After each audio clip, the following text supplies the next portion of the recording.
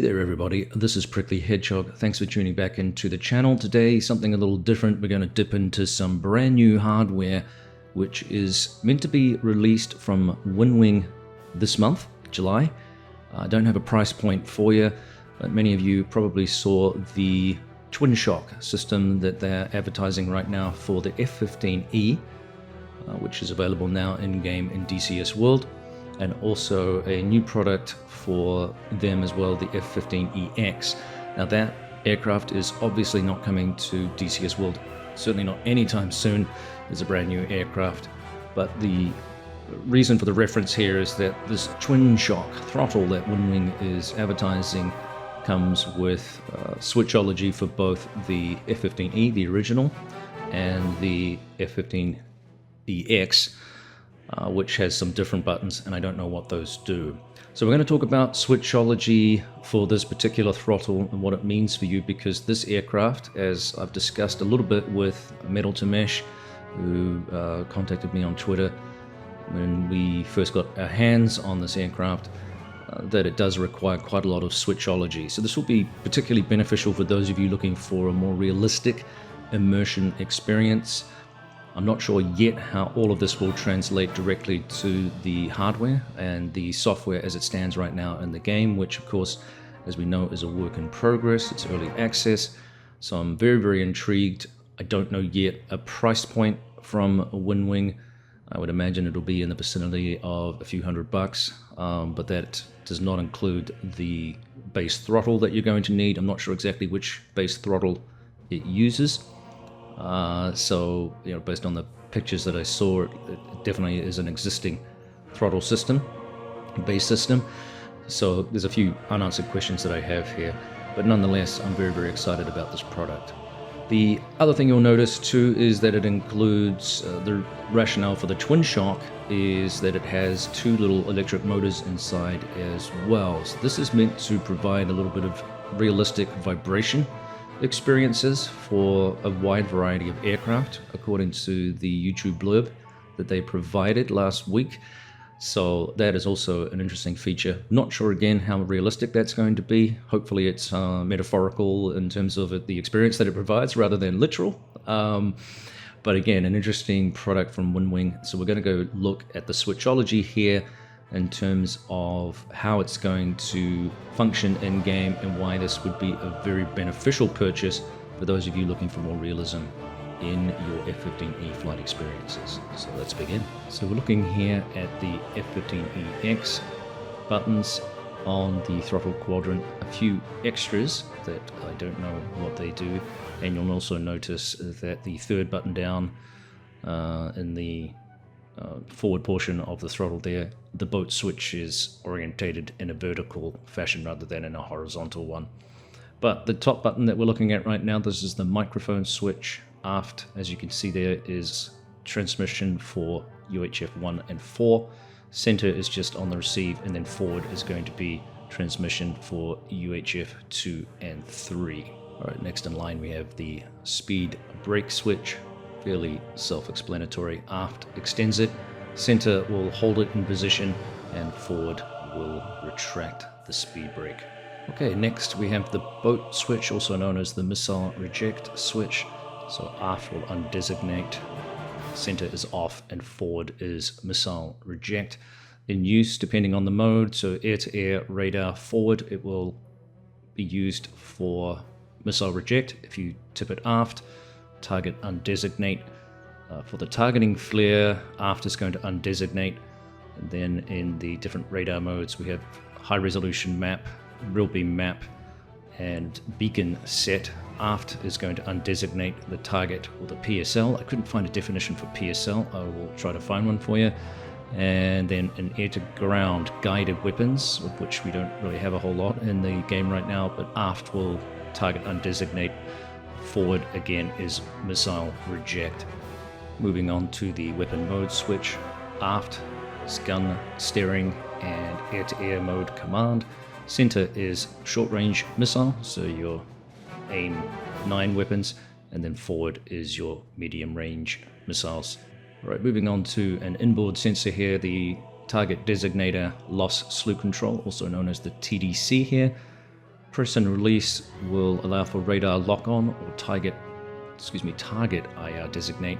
Left and right controls the azimuth, and up and down will increase the range. So up, increase, and down, decrease. These are for your radar controls and slew. Right, next in line here on the outboard side of the right portion of the throttle, the multi-function switch or coolie switch.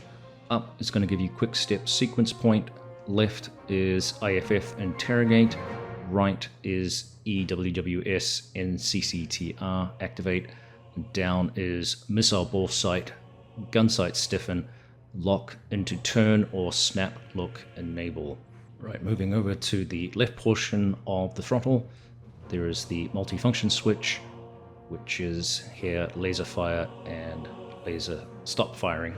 So a little bit of a pinky switch here on the outside of that left throttle, and this is your command dispenser switch, so your countermeasures button basically. Right, and lastly here in terms of switchology on the throttles themselves, we have the antenna elevation control, pretty self-explanatory, up and down to the corresponding directions.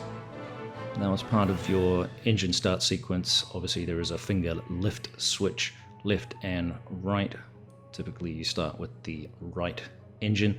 This is going to allow the engine to spool up and start after getting the JFS system running. As this pictures here the F-15EX switchology, the button on the inboard of the right portion of the throttle there that I have labeled as an unknown button. This looks like another kind of elevation control button. Again, I don't know what that does in the F-15EX. It's not applicable to the DCS module. Nonetheless, it is available for you to, I guess, remap as desired once the throttle is available for purchase and you've picked it up. You can muck around with whatever switchology you want. Again, just not applicable directly to the F-15E as it stands in the game right now. So we have a couple more unknown buttons just worth labeling, at least as a reference point. Again, this is the F-15EX throttle controller. So we have this one here on the outer portion of, or the outboard portion of the right throttle control, and on the left button next to the multifunction button there, the laser button, we have those two switches there as well. Again, I don't know what these do. Well, it looks like that left-hand throttle is going to ship even with the original right-hand throttle portion. They haven't bothered to take away those buttons, if that makes sense there. So at least that's from what I can tell. So here's a reference to the right-hand throttle as a juxtaposition to the F-15EX system that is going to ship when you purchase this throttle set. All right, well that wraps up my interpretation of what WinWing is doing here. So I apologize, I'm not going into the use of the switchology, things like short throws or long throws of the boat switch, those kinds of things. That may come at a later date to setting up switchology, perhaps once the system is released. Might be a better way of demonstrating that. Obviously it is available in things like the A10C2, where there is a direct map to what's built into the software and what matches up with the hardware.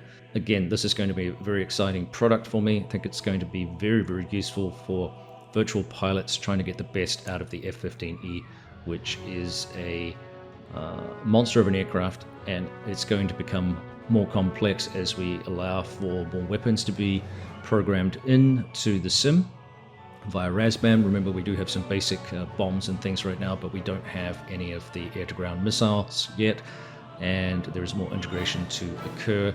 We don't yet see a flight stick to match the F-15's HOTAS yet. I suspect that may come in the future, and I don't expect, it may be possible, but I don't know if there's going to be any additional panels, such as what we see for the F-18C right now from WinWing, or any of the controllers for the rear seat, which I think is perhaps a little bit more of a niche. So I suspect they'll probably stick with just the front seat at this time.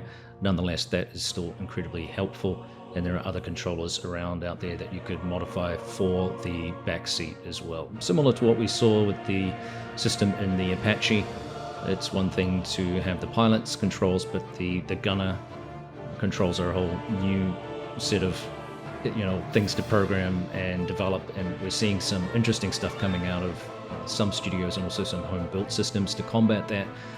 For those players looking for the true immersion experience or just being able to map out the switchology. So it's a fun time for sim pilots right now and the peripheral community to produce these kinds of pieces of equipment for us to get the best out of the sim. So let me know what you think, and like I said, I hope this was helpful. I again didn't go through the actual use of these switches and get into a little bit more detail on some of the functionality there. That may come at a later stage, perhaps when the Throttle is released, if I'm able to pick up a version of it. But nonetheless, I'm very, very excited about this, and again, it adds a great deal of immersion.